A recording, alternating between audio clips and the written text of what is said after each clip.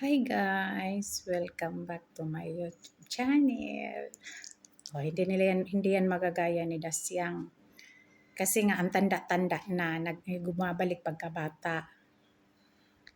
So, pag-uusapan natin yung post daw niya, nagagalit ako na umarangkada. Actually, alam mo ba, Dasyang, kayo naman ang apektado ng ano ko. Kayo yung apektado ng post ko. Kaya nga dumating sa point na nagre-report na kayo kasi inggit kayo sa earnings ko. Galit na galit kayo dahil hindi ako apektado sa mga edit-edit ninyong mga picture, nagbubuntis, umiinom ng gatas, ganun. Hindi apektado ako. Kaya ang ginagawa ninyo, nire-report ninyo. So, kayo ang galit na gustong manangkit. Sabi ko nga, dito sa akin ang katotohanan, nasa inyo ang kasinungalingan para lang sa earnings ninyo. Tapos, yun ang sinasabi ko, hindi ako nagagalit sa post ng umarangkada, pero dapat pinanindigan ninyo na maraming natulungan yung umarangkada na yon.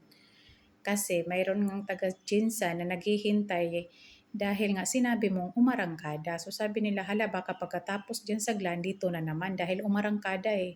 Ang boba mo kasi, napakaboba mo. Well, ano ba nga asahan sa'yo? Dati kang bugaw na nanghahanting gabi-gabi, iba-ibang lalaking pinapakantot mo hanggang na nakita mo na ano mo sa internet yung bakulaw mo na yan na parang sigbin, kahit siguro na maubusan ng titi, hindi ko punitin yan. Sa itsura pa lang napakabaho na. Eh ikaw naman, pinupulot mo dahil masanay ka naman kasi basura ka. Ah, ano ka, yung kahit siguro yung madumi yung paa, pinapatira mo para makakain ka. Dahil isa kang prosta. Okay. Tapos naman, wag mong ikumpara yung mga kids ko sa kids mo. Kasi makikita naman eh kung paano mo sila dinadala sa sinapupunan mo. Paano mo sila pinagbubuntis noon. Dahil siguro dapat kasi tayo guys, pag nagbuntis tayo, dapat kumain tayo ng prutas, like pineapple, yung pinya, kasi yun talaga na gaganda ang kutis ng bata doon. Tapos kakain tayo ng mga cake or mga gulay. Tapos mostly talaga gatas. Lagi. Ako kasi noon, mayroon akong private OB-GYN dyan sa Visayan Village, si Dr. Fernandez. Pag prenatal check ako noon, mayroong nakabantay sa akin dalawa na ina-assign nung ama ng mga bata kasi natatakot pa tumakas ako. Mayroon akong bodyguard, dalawa. So sasabihin na naman niya, imagination ko daw to. Sorry ka na lang kasi ako bunggisius ako pag nagbubuntis ako. So lahat ng mga kinakain ko, hindi yung mga kapipitsugin. Tingnan kaya ang resulta, napaka-flawless ng mga anak ko, napakagwapo at magaganda. Kasi nga yung kinakain natin, syempre, papunta sa kanila. Kung healthy yung mga kinain natin, healthy din sila lalabas, hindi malnourished. Oo, tapos yung mga ano ko doon, Pizza Hut, ganon. Tapos, before ako matulog, magagatas ako. Pag morning naman, breakfast ko, gatas din. Tapos, itlog. Then sometimes, yung tawag dito, yung para siyang labanos, pero hindi siya, white. Yun ng panganay ko. Yun ang kinakain ko. Tapos, lansunis. Yun ang lagi kong pinabibili. Lansunis, mangga, at saka langka. Yun lagi ang kinakain ko. And then, nagpapaluto ako ng yung sutanghon. Sutanghon, tapos kumakain ako ng pag yung kasi noon, siyempre Katoliko tayo, kumakain ako ng pata ng baboy. Pero humba yan, kailangan maganda. talagang flawless ang makikita ko yung nag-ano talaga siya yung ano tawag dito yung para talagang malapot siya.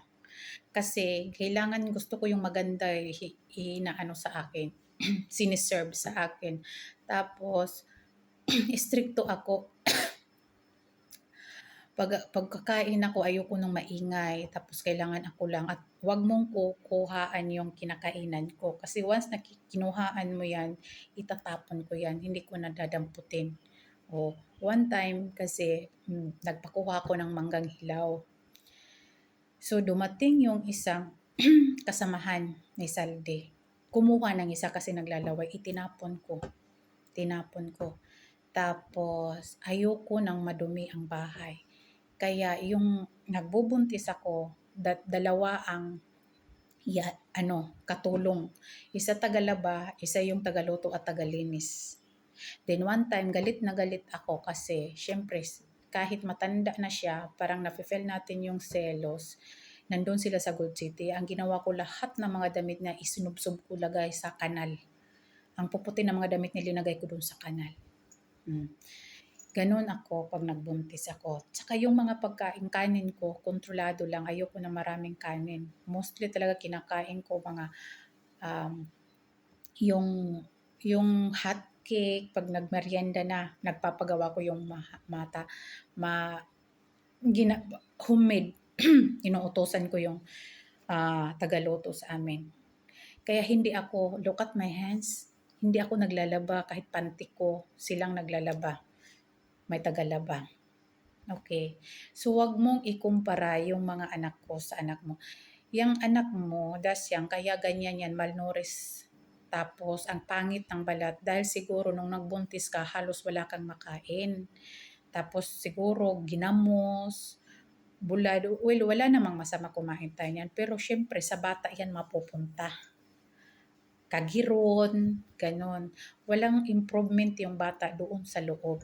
Kaya tingnan mo pag labas parang patay na daga.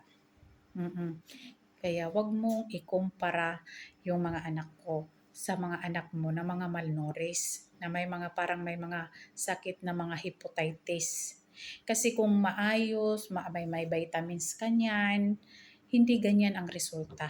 Kahit pangit kayong dalawa, kahit mga maiitim kayo na para kayong mga baliti, yung balat may maitim na flawless. So doon kasi ang yung mga kinakain nyo mapupunta sa bata kung healthy yung mga pinagkakain mo noong buntis ka.